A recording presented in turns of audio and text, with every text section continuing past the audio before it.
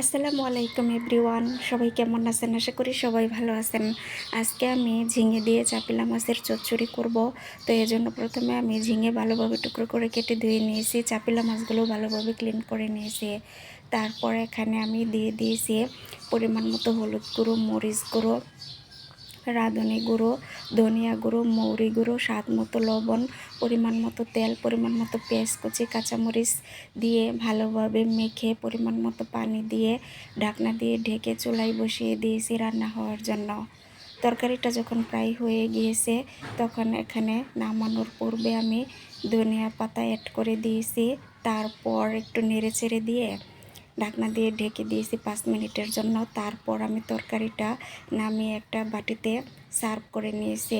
আসলে গরমের দিনে এইরকম সিম্পল তরকারি খেতে কিন্তু অনেক ভালো লাগে।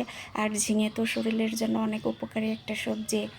তো এই তো রান্না হয়ে গেল ঝিঙে দিয়ে মজার চাপিলা মাছের চচ্চড়ি। এটা গরম ভাতে খেতে কিন্তু দারুণ ছিল।